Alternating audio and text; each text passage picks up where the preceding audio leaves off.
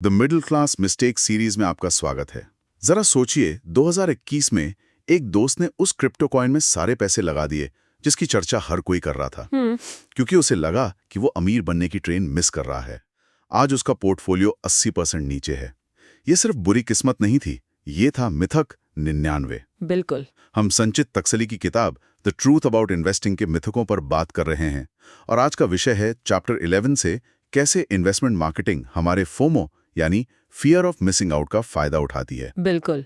और ये मिथक इस एक लाइन में सिमट जाता है, पहले भी ऐसा मौका गवा चुका हूं, इस बार नहीं गवाएंगे। हाँ, ये वो आवाज है जो हमें बिना सोचे समझे फैसले लेने पर मजबूर करती है।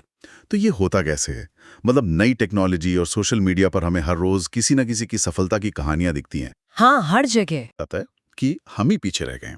और यहीं पर मार्केटिंग का मनोविज्ञान काम करता है।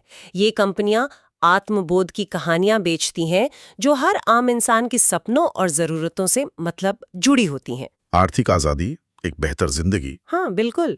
ये कहानियां इतनी असरदार होती हैं कि हमारा दिमाग विश्लेषण करना बंद कर देता है और हम पूरी तरह भावनाओं में बहकर फैसला करने लगते हैं। ये एक तरह का भावनात्मक हेरफेर है। और यही हमें उस गलत धारणा की ओर ले जाता है कि इस बार मौका नहीं छोड़ना है। सही। निवेशक इसे अपनी गट फीलिंग या वो अंतर्ज्ञान समझने लगते हैं। उन्हें लगता है कि जब कहानी इतनी भरोसेमंद लग रही है और पहले किसी को फायदा हुआ है, तो इस बार उनका भी जैकपॉट लग जाएगा। और यही सबसे बड़ी गलती है। अगर हम इसे बड़ी तस्वीर से जोड़ें तो ये भावनात्मक असर हमारे समझदार फैसलों पर हावी हो जाता है। हम ये भूल जाते हैं कि हमें सिर्फ सफलता की कहानियां दिखाई जा रही हैं, हजारों असफलताओं की नहीं, चाहे वो .com बबल हो या हाल का कोई थीमैटिक फंड का क्रेज। पैटर्न तो हमेशा एक ही रहता है। पैटर्न हमेशा एक ही रहता है। फोमो के चलते निवेशक अपना मेहनत से कमाया पैसा ऐसी जगह लगा देते हैं जहां जोखिम बहुत ज्यादा होता है। ये तो डरावनी बात है कि हमारी भावनाओं को हमारे खिलाफ ही इस्तेमाल किया जा रहा है। तो अगर हमें पता है कि हमें हेरफेर किया जा रहा है, तो इससे बचने के लिए हम अपना बचाव कैसे कर सकते हैं?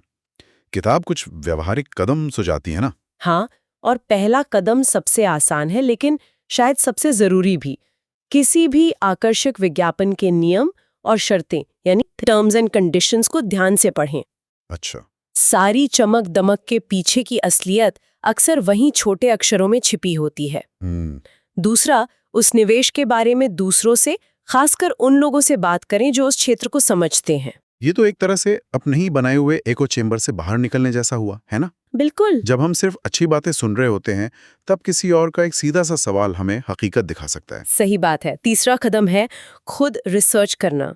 सिर्फ योजना के फायदों को न देखें, उसके जोखिमों का विश्लेषण करें। उसकी तुलना बाजार में मौजूद दूसरे विकल्पों से भी करें। हाँ, बिल्कुल। सोचें कि इस चमकदार चीज के लिए आप कौन सा ज्यादा स्थिर और सुरक्षित निवेश छोड़ रहे हैं। और आखिर में किसी भरोसेमंद वित्तीय सलाहकार या परिवार के सदस्य से सलाह लें जिसका उस निवेश में कोई स्वार्थ न जुड़ा हो। जी, एक बाहरी और निष्पक्ष नजरिया बहुत जरूरी है। ठीक है, तो ये बाहरी चेक पॉइंट्स हो गए, लेकिन फैसला लेने से ठीक पहले हमें खुद से क्या पूछना चाहिए? कोई भी फैसला लेने से पहले एक छोटा सा मेंटल चेकलिस्ट चलाएं।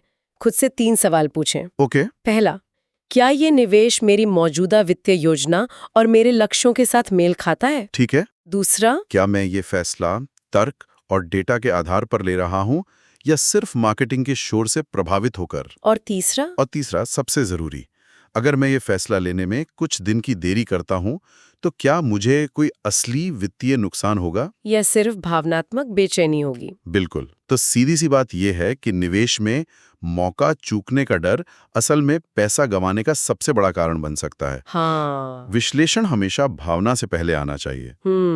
एक बात पर और गौर करें, मार्केटिंग हमेशा आपको रेस खत्म होने के बाद की तस्वीर दिखाती है, जिसमें विजेता जश्न मना रहा होता है। अच्छा। वो आपको दौड़ के बीच का पसीना, दर्द और अनुशासन कभी नहीं दिखाते।